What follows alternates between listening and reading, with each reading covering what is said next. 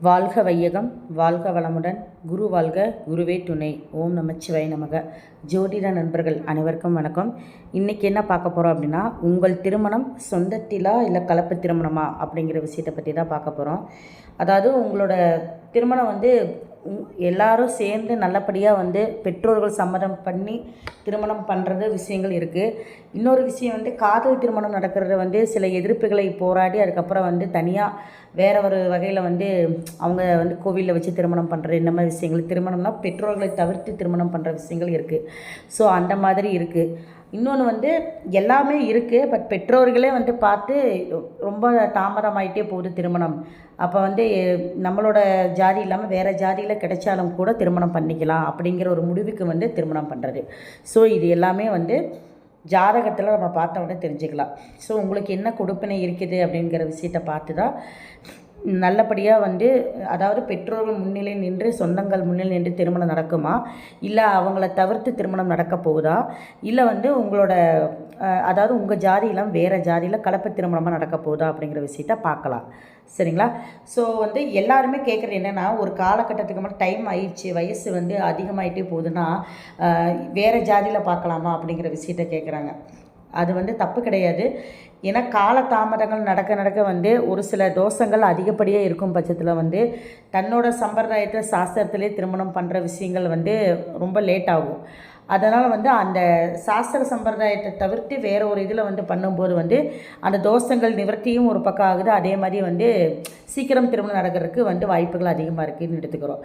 அப்போது ஒரு ஜாதகத்தில் ஏழாம் அதிபதி இல்லை 7ஆம் இடத்துல இருக்கிற கிரகம், இதை பொறுத்து தான் உங்களுக்கு எப்படி திருமணம் நடக்க போகுது, எந்த மாதிரி திருமணம் நடக்க போகுது. அந்த 7ஆம் அதிபதி வாங்கின சாரம் இருக்க பார்த்தீங்கன்னா, சாரம்னு நட்சத்திரம், என்ன நட்சத்திரம் பெற்றிருக்கோ அந்த நட்சத்திரத்தின் மூலமாக தான் உங்களுக்கு எந்த சூழ்நிலை ஒரு கிரகம் ஒரு நட்சத்திரத்தை வாங்குது அப்படின்னா அந்த நட்சத்திரம் எந்த இடத்துல இருக்குது, அது சுபகிரகமா இல்லை பாவகிரகமா, என்ன ஆதிபத்தியம், இதையெல்லாம் பொறுத்து தான் உங்களுக்கு அமையக்கூடிய திருமணம் கலப்பு திருமணமா இல்லை சொந்தத்தில் அமையக்கூடிய திருமணமா அப்படிங்கிற விஷயத்தை நம்ம பார்க்க போகிறோம். அப்போ இந்த 7ஆம் இடத்துல சந்திரன் இருக்கிறாரு, சூரியன் இருக்கிறாரு, அதே மாதிரி 4ஆம் அதிபதி, 9ஆம் அதிபதி, இல்லை 3ஆம் அதிபதி, 11ஆம் அதிபதி, இந்த மாதிரி சகோதரர்கள் சம்மந்தப்பட்டது, அம்மா அப்பா சம்மந்தப்பட்ட அந்த கிரகத்தோட அமைப்பு அந்த 7ஆம் இடத்துல இருக்குது. இல்லை 7ஆம் அதிபதி இந்த கிரகத்தோடு இணைந்து கேந்திரத்திலேயோ திரிகோணத்திலேயோ இருக்குது அப்படின்னா கண்டிப்பாக அவங்களுக்கு சொந்தத்தில் அமைகிறக்கிட்ட வாய்ப்புகள் அதிகம். இது அமையிறது மட்டும் இல்லாமல் என்ன ஆகும்னா, கெடாமல் இருக்கணும், பலம் பெற்று இருக்கணும், பலம் இழந்து இருக்கக்கூடாது. ஸோ எப்படின்னா, இப்போ 7ஆம் அதிபதியோட சந்திரன் இருக்குன்னா நீசமாக இருந்தால் அம்மா வீட்டு வழியில் வராது. ஸோ அம்மா வீட்டு வழியில் பார்ப்பாங்க. பட் ஆனால் அது மூலிமா வேறு ஒரு தொலைதூரத்துலேருந்து வர்ற மாதிரி, அவங்க மூலிமா தொடர்பாகி வேற ஒரு தொலைதூரத்தில் வர்ற மாதிரி அமைகிறதுக்கு வாய்ப்புகள் வரும் அப்படிங்கிற விஷயத்தை எடுத்துக்கலாம். அப்புறம் சொந்தங்கள் சொல்லக்கூடியது கிரகங்கள் புதன் வரும், செவ்வாய் வரும். புதன் தாய் மாமன், செவ்வாய் சகோதரர் வழி, காரகத்துவம் இப்படி இருக்குது.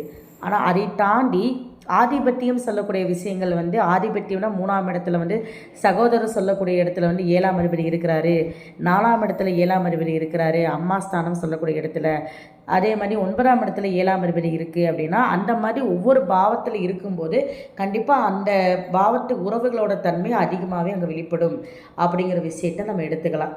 சரிங்களா?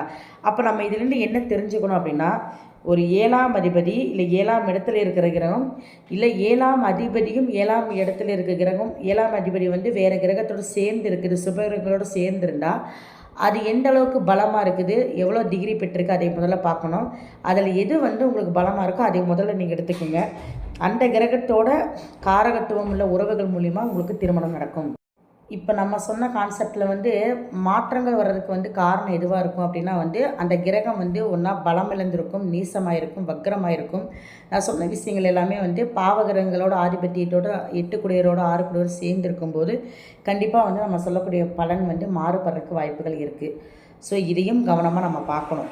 அப்போது உங்களோட ஜாதகத்தில் 7ஆம் இடத்து அதிபதி இல்லை 7இல் இருக்கிற கிரகம், இல்லை 7ஆம் அதிபதி எந்த கிரகங்களோட இணைவு பெற்று இருக்குதோ அந்த இடத்துல வந்து இப்போ 7ஆம் அதிபதி வேறு கிரகம் இணைவு பெற்று ஒரு ராசியில் இருக்குன்னா அந்த ராசியோட அதிபதி ஸ்தான பலமாக இருக்கான்னு பார்க்கணும். அந்த ராசி அதிபதி கெட்டு போகாமல் இருக்கணும். ஸோ இதெல்லாம் பார்த்து தான் வந்து உங்களுக்கு இந்த இடத்துல இந்த மூலிமா இந்த உறவுகள் மூலிமா இல்லை இந்த நிலையிலேருந்து வந்து உங்களுக்கு வரன் அமையுங்கிற விஷயத்தை நம்ம எடுத்துக்க முடியும். சரிங்களா? அப்போ ஒரு பொதுவான விதியை மட்டும் நம்ம இப்போ எடுத்துக்கலாம். எப்படின்னு பார்த்தோம் அப்படின்னா, உங்கள் 7ஆம் இடத்து அதிபதி 4ஆம் இடத்தோட அதிபதி 4 குறியோட சாரம் பெற்று இருந்தாலோ அல்லது 4ஆம் அதிபதியோடு இணைந்திருந்தாலோ இல்லை சந்திரன் சாரம் பெற்றிருந்தாலோ சந்திரனோடு இணைந்திருந்தால் கண்டிப்பாக தாய்வழி மூலமாக தாய்வழி சொந்தங்கள் மூலமாக திருமணம் நடக்கிறதுக்கு வாய்ப்புகள் இருக்குது அப்படிங்கிற எடுத்துக்கலாம். இதே மாதிரி 9ஆம் அதிபதி சாரம் பெற்றோ அந்த 7ஆம் அதிபதி 9ஆம் அதிபதியோடு இணைந்திருந்தாலோ இல்லை சூரியனோடு இணைந்திருந்தாலோ தண்டை வழி உறவுகள் மூலிமா வந்து வரநமைய வாய்ப்பு இருக்குது அப்படிங்கிற விஷயத்தை நம்ம எடுத்துக்கலாம். சரிங்களா? ஸோ இதில் வந்து இன்னொரு விஷயத்தை சொல்லியிருக்கேன். 3 வந்து சகோதரர், அதோட சேர்ந்து இல்லை செவ்வாயோடு இருக்குது அப்படின்னா அந்த செவ்வாயும் அந்த சகோதர காரத்துவம் வரும். ஸோ அந்த கான்செப்டையும் நம்ம எடுத்துக்கலாம். சரிங்களா? அப்போ இது இல்லாமல் வந்து 7ஆம் அதிபதி எந்த கிரகத்தோடு சேர்ந்தால் அந்நிய இடம் அதாவது கலப்பு திருமணங்கள் நடக்க வாய்ப்புகள் இருக்குது அப்படின்னு பார்த்தோம் அப்படின்னா வந்து 7ஆம் இடத்ததிபதி வந்து ராகு கேதுவோடு இணைந்திருந்தா அப்படின்னா கண்டிப்பாக வந்து வாய்ப்புகள் இருக்குது. ராகு கேதுவோடு இணைஞ்சிருந்து அது கிரகணமெல்லாம் ஆயிடுச்சுன்னா கண்டிப்பாக வந்து அந்நியம் ரொம்ப அதாவது தூரத்து சொந்தமாக இருக்கும், இல்லை அப்படின்னா கலப்பு திருமணமாக இருக்கும். ராகு கேதுனாலே வந்து அந்நியர். ஸோ அந்த மாதிரி வர வாய்ப்புகள் இருக்குது. இதை வந்து 6, 8, 12ஆம் அதிபதியோடு இணைஞ்சிருந்தாலும் கூட இல்லை இந்த 7ஆம் அதிபதி 6, 8, 12 இடங்களில் மறைஞ்சி இருந்தாலும் கூட வரக்கூடிய வாழ்க்கை துணை வந்து உங்களை அந்த உறவுகள் சம்மந்தப்படாமல் வேற ஒரு இதில் இருக்கும். இந்த கலப்பு திருமணங்கிற விஷயத்தை நீங்கள் எப்படி திரும்ப எடுத்துக்கலாம்? ஒரு வகையில் பார்த்திங்கன்னா வந்து ஒரு குடும்பத்தில் பார்த்திங்கன்னா அப்பா வந்து அவங்களோட ஜாதியாக இருப்பாங்க, அம்மா வந்து வேறு ஜாதியாக இருப்பாங்க. ஸோ இந்த கான்செப்டையும் நீங்கள் எடுத்துக்கலாம். சரிங்களா? அது அந்த மாதிரி இருக்கிற உறவுகள் மூலியமாகவும் உங்களுக்கு திருமணம் நடக்கிறதுக்கு வாய்ப்புகள் இருக்குது. சரிங்களா? அந்த மாதிரி எடுத்துக்கலாம். இப்போது 7ஆம் அதிபதி வந்து பொதுவாக வந்து இந்த உறவுகள் சொல்லக்கூடிய இடம் அதாவது வந்து 3, 4, 5, 7, 9, 11 போன்ற இடங்களில் வந்து தொடர்பு பெறும்போது என்ன ஆகும்னு கேட்டிங்கன்னா கண்டிப்பாக உறவுகள் மூலிமா திருமணம் நடக்கிறதுக்கு வாய்ப்புகள் அதிகமாக இருக்குதுன்னு எடுத்துக்கலாம். ஏன்னா 3ங்கிறது சகோதரர், 4ங்கிறது தாய் வழி, 5ங்கிறது பூர்வீகம் அம்மா அதாவது வந்து உங்களோட பூர்வீகம் இருக்க பூர்வீகம் மூலியமாக உங்களுக்கு வந்து வரன் வர்றது அப்படின்னு சொல்கிறது. அடுத்தது 7ங்கிறது வந்து கலத்திரக்கார கிரகமாக இருக்குது. அதே மாதிரி 7ஆம் இடம்னு சொல்கிறது வந்து நமக்கு தெரிந்தவங்க மூலிமா உறவுகள் மூலிமா அப்படின்னு சொல்லலாம். 7ங்கிறது நண்பர்களும் வரும். அதே மாதிரி அந்த பக்கத்தில் இருக்கிறவங்க மூலிமா தெரிஞ்சவங்க மூலிமா நமக்கு வந்து இந்த இடத்துல வந்து பொண்ணு இருக்குது மாப்பிள்ளை இருக்குதுன்னு சொல்லி வர்றதுக்கு வாய்ப்புகள் இருக்குது. ஸோ 7ஆம் இடமும் வந்து நமக்கு சொந்தமாக சொல்லக்கூடிய வாய்ப்புகள் இருக்குது, அதுலேயும் எடுத்துக்கலாம். அடுத்தது வந்து 9ஆம் இடம் 7ஆம் இடம் சுத்தமாக இருக்குது இல்லை அதோட காரக கிரகமே வந்து 7ஆம் இடத்துல இருக்குது. நான் சொன்ன இந்த காரக கிரகம் 7ஆம் இடத்துல இருந்துச்சு அப்படின்னா கண்டிப்பாக வந்து உறவுகள் மூலிமா திருமணம் நடக்கும். அடுத்தது 9ஆம் இடம் 9ங்கிறது அப்பா ஸ்தானம், 11ங்கிறது மூத்த சகோதரர் சொல்லலாம். ஸோ இவங்க மூலிமா அடுத்தது நண்பர்கள் கூட சொல்லலாம் 11ஆம் இடம். ஸோ இந்த மாதிரி இடங்களோட தொடர்பு பெறும்போது அந்த உறவுகள் அந்த வழியில் வரக்கூடிய உறவுகள் மூலமாக திருமணம் நடக்க வாய்ப்பு இருக்குது அப்படிங்கிற விஷயத்தையும் நீங்கள் எடுத்துக்கலாம். சரிங்களா? அதே மாதிரி பார்த்தீங்க அப்படின்னா இன்னொரு விஷயம் இருக்குது. இப்போ வந்து 7ஆம் இடத்துல வந்து 8ஆம் அதிபதி உட்கார்ந்துருக்கிற 8ஆம் அதிபதி இருக்கிறனாலையும் இல்லை 7ஆம் இடத்துல 6ஆம் அதிபதி அங்கே இருக்கிறனாலையும் இல்லை 7 கூடவே வந்து 6லயோ 8லயோ அமர்ந்திருக்கும் போது கண்டிப்பாக பார்த்தீங்கன்னா திருமண வாழ்க்கை உங்களுக்கு தாமதமாக தான் நடக்கும். அப்படி தாமதமாக நடக்கும் பட்சத்தில் வந்து ஒரு சில வயதுகள் ரொம்ப அதிகமாக போகும்போது சரி வேறு கலப்பு திருமணம் நடக்கிறதுக்கு வாய்ப்புகள் எடுத்துக்கலாம் அப்படிங்கிற முடிவு வந்து பெற்றோர்களும் எடுக்கிறாங்க. ஸோ இது ஒரு வகை இருக்குது. அப்படி இருக்கும்போது நீங்கள் என்ன பண்ணணும்னா எப்போவுமே வந்து உங்களுக்கு அந்த 7ஆம் இடத்துல வந்து கெட்ட ஆதிபத்தியம் சொல்லக்கூடிய 6, 8 இந்த மாதிரி கிரகங்கள் அமரும்போது கண்டிப்பாக வந்து திருமணத்தை வந்து தாமதமாக போகுது அப்படின்னா அந்த வழியிலே விடுறது நல்ல விஷயம். அது இல்லாமல் வந்து நம்ம வந்து பரிகாரம் பண்ணி அதனால் நடக்கலை அப்படிங்கிற மாதிரி மன வருத்தம் கொள்வது வந்து ரொம்ப வந்து அது வேஸ்டான டைம். அது வந்து எந்த நேரம் எப்போ நடக்கணுங்கிறது விதிக்கப்பட்டது நடக்கும். ஸோ நீங்கள் இந்த பரிகாரம் பண்ணுறனால வந்து உடனே கலைக்கிறனால உடனே வந்து உங்களுக்கு திருமணம் நடக்குமான்னா அப்படி கிடையாது. சரிங்களா?